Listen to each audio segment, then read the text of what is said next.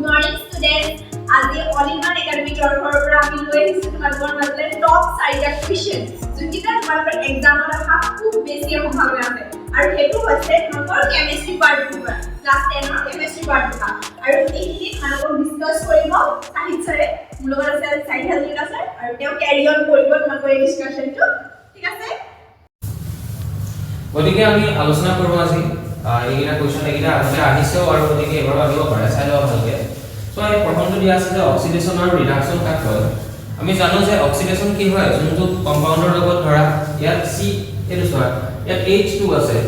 H2 ৰ লগত ultimately হৈ কি লাগিছে চোৱা অক্সিজেন এড হৈছে আৰু হেতু কাৰণে ইয়াত হাইড্ৰোজেনটো কি হৈছে অক্সিডাইজ হৈছে অক্সিডেশন হৈছে তুমি যদি চোৱা ইয়াত কপাৰ অক্সাইড দেখা পাইছা কপাৰ অক্সাইডটো কি হৈছে চোৱা ইয়াৰ পৰা অক্সিজেন ৰিমুভ হৈছে অক্সিজেন নাইকিয়া হৈ অকল কপাৰ বনিছে হেতু কাৰণে হেতু কি হৈছে ৰিডাকশন হৈছে মই যদি তোমাক কওঁ তেতিয়াহলে কপাৰ অক্সাইড কি হৈছে ৰিডাকশন হৈছে আৰু হাইড্ৰোজেনটো কি হৈছে অক্সিডেশন হৈছে তো এনেকুৱা এটা ৰাসায়নিক বিক্ৰিয়া বা এনেকুৱা এটা ৰিঅ্যাকশন য'ত কি হ'ব অক্সিডেশন আৰু ৰিডাকশন দুটা হ'ব তাক আমি কওঁ ৰেডক্স ৰিঅ্যাকশন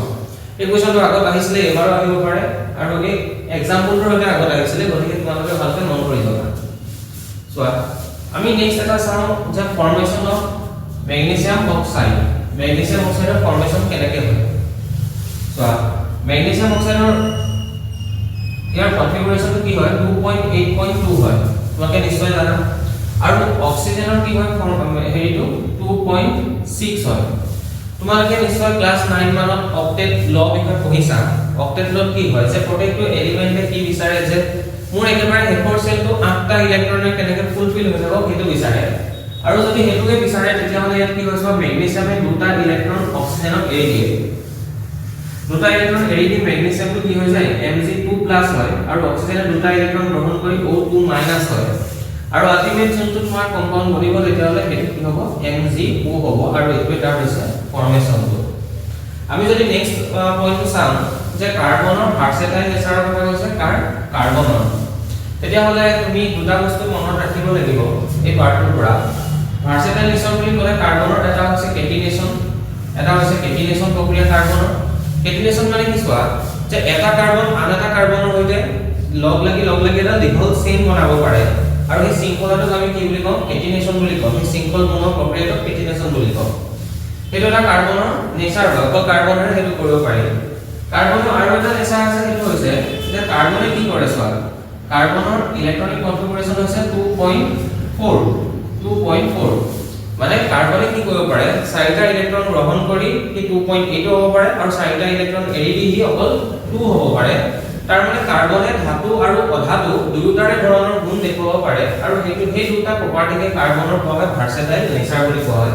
মনত ৰাখিব বিশেষকৈ কেটিনেশনৰ ডেফিনেশন এক্সামত লিখিবলৈ আহে আৰু আহিব পাৰে তাৰ নেক্সট চোৱা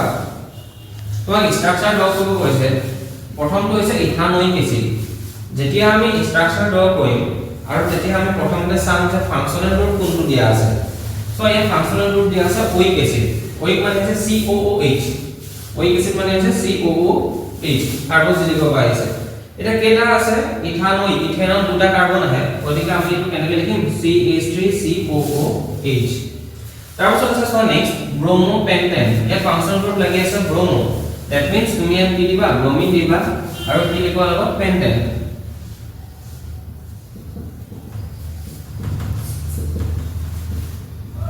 এটো হৈছে তোমাৰ পেন্টেনৰ ষ্ট্ৰাকচাৰ এটো হৈছে ব্ৰোমো পেন্টেন তাৰপিছত আছে বিউটানন এগেইন বিউটানন মানে ইয়াত আছে কি কিটোন ষ্ট্ৰাকচাৰ গতিকে বিউটানন তুমি কেনেকৈ ৰাখিবা মই এখন কাৰ্বন লিখি গৈছো এটো হ'ব তোমাৰ বিউটাননৰ ষ্ট্ৰাকচাৰ তাৰপিছত আছে হেক্সানেল ইয়াত যদি আমি বিচাৰো ফাংচনেল গ্ৰুপ কি আছে এলডিহাইড আছে এলডিহাইড মানে হৈছে CHO গতিকে ইয়াত কেটা কাৰ্বন আহিব হেক্সেন আছে 6টা কাৰ্বন আহিব ইয়াৰ ষ্ট্ৰাকচাৰ